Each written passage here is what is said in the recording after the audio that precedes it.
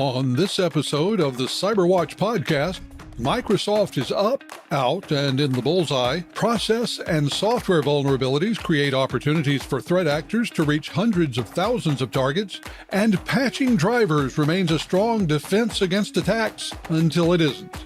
All this today in CyberWatch.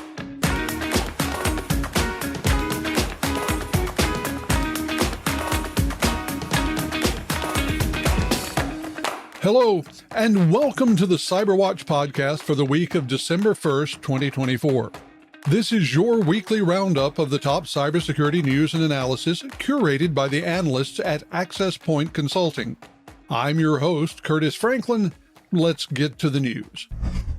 We'll jump into this week's stories on the wings of Microsoft, which last week notified customers of 4 significant vulnerabilities. The vulnerabilities were evenly distributed across the cloudscape, with 1 in Copilot Studio, 1 in Azure Policy Watch, 1 in Microsoft Dynamics 365 Sales, and 1 in partner.microsoft.com. Of these, only the last has been designated exploitation detected, which means a successful exploitation has occurred in the wild. The rest have, according to Microsoft, been automatically mitigated, though the company notes that the 365 Sales vulnerability mitigation will require updating any Android and iOS clients to the latest version to apply the fix. The next news of malicious activity involves a vulnerability in the most difficult component to patch, the users.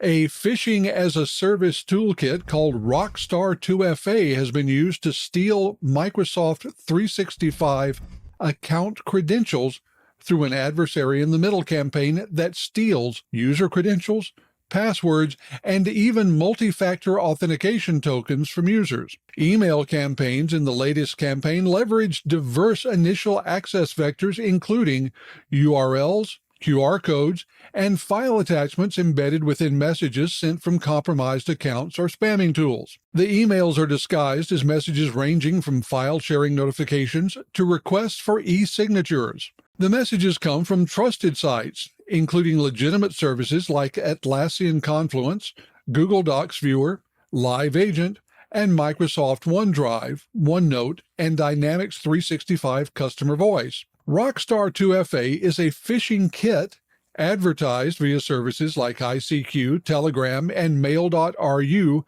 under a subscription model for $200 for 2 weeks or $350 for a month. The availability and pricing allows cybercriminals with little to no technical expertise to mount campaigns at scale. Analysts say that user education remains the main tool for defending against phishing attacks, though they add that outgoing network traffic monitoring can provide a critical early warning of successful intrusion. And on November 25th, Microsoft found itself dealing with a widespread Microsoft 365 outage that hit multiple services and features, including Exchange Online, Microsoft Teams, and SharePoint Online. Microsoft confirmed that the outage prevented customers from accessing Exchange Online via Outlook on the web, Outlook desktop client, representational state transfer, and Exchange ActiveSync. The company initially said that the root cause of the issue was a recent change to their infrastructure, though on November 26th, Microsoft admitted that the outage was the result of a distributed denial of service or DDoS attack. Most services had been restored by the end of the first 24 hours, though some effects remained for hours afterward. Shifting attention from one critical business service to another, Starbucks reported that its business operations were affected by a ransomware attack, though the coffee giant wasn't the direct victim. Instead, Blue Yonder, a supply chain management software provider, was hit, and the effects rippled through customers across the world. Blue Yonder serves an extensive client base, including 46 of the top 100 manufacturers, 64 of the top 100 consumer product goods makers, and 76 of the top 100 retailers globally. Many of Blue Yonder's customers reported shifting to backup processes and services, though in Starbucks' case, the backup involved going seriously old school, with managers using pencil and paper to keep track of employee schedules and hours. Who says handwriting isn't important anymore? This is the latest in a growing series of supply chain attacks, and analysts note that it's impossible to completely defend against a supply chain attack. Instead, backup processes and careful monitoring of suppliers are each critical steps.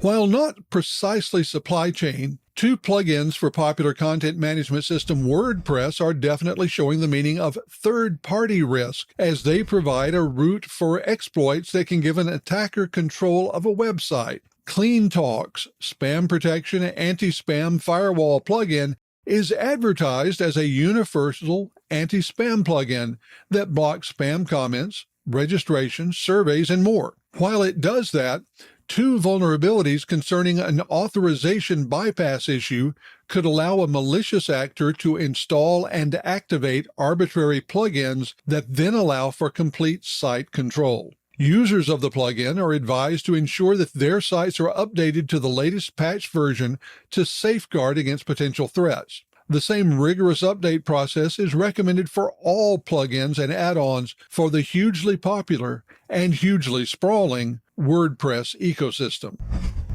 WordPress is not the only vulnerable piece of software out there. 7-Zip, the popular file compression utility, has announced a severe security vulnerability that could allow remote attackers to execute malicious code through specially crafted archives. The vulnerability exists within the Z standard decompression implementation. The Z standard format, which is particularly popular in Linux environments, is commonly used in file systems including BTRFS, SquashFS, and OpenZFS. The vulnerability has been patched, but users must manually download and install the latest version to protect their systems. Analysts point out that 7-Zip's lack of an automatic updater points out the importance of maintaining a rigorous update and patch process rather than relying solely on the automatic updating services of software providers.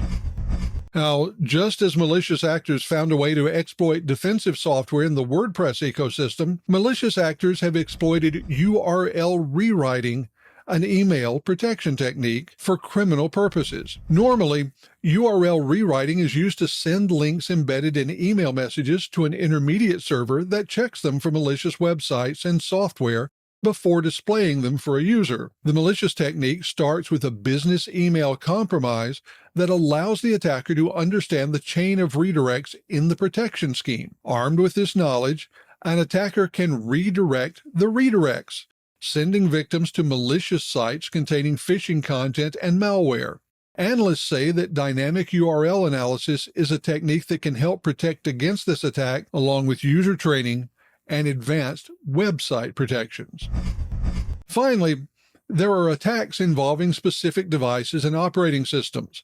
The first this week is a pair of vulnerabilities that become part of a single exploit of Palo Alto Networks software. When chained together, these vulnerabilities allow an unauthenticated threat actor with network access to the management web interface to gain administrator privileges. The two vulnerabilities together have been exploited in the wild, something that was almost inevitable following publication of proof of concept code on November 19th. Successful exploitation can result in data exfiltration from the victim network, so network administrators should use data monitoring systems to look for the operation of command and control modules on the network. As of November's end, there was not a published update to remediate the vulnerabilities, but customers should be on the lookout for patches soon.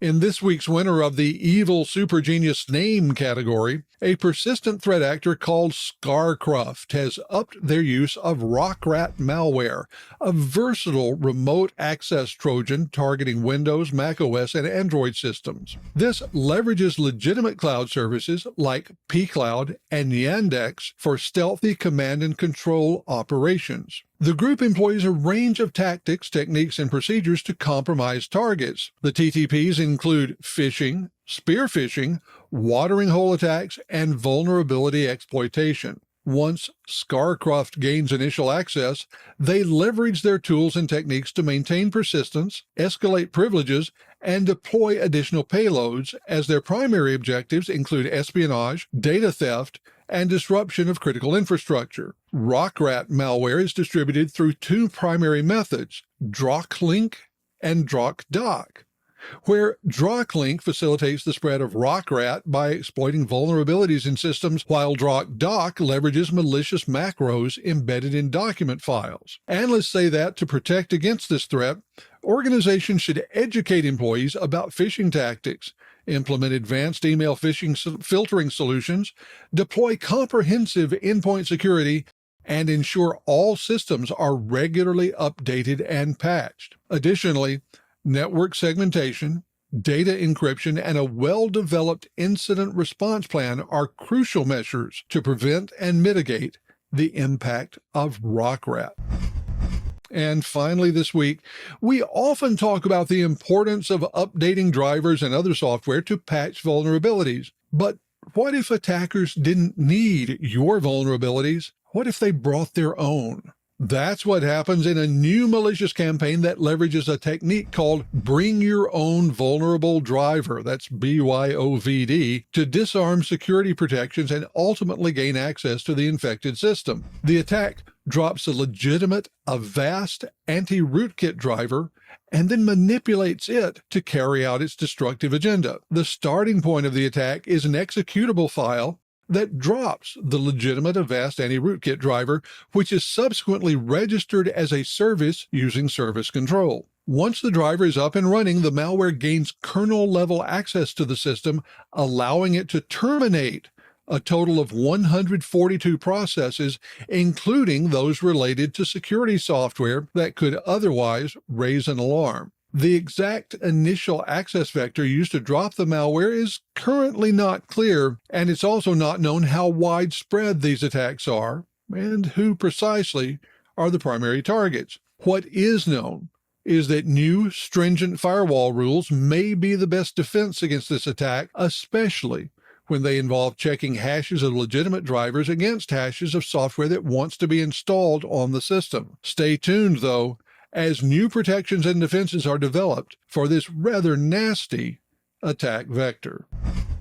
Well, that's it for this week. Please join us again next week for the CyberWatch podcast, brought to you by Access Point Consulting. And be sure to visit CyberWatch on LinkedIn and at www.accesspointconsulting.com. And follow us or subscribe on Spotify and YouTube. I'm Curtis Franklin. We'll see you next week.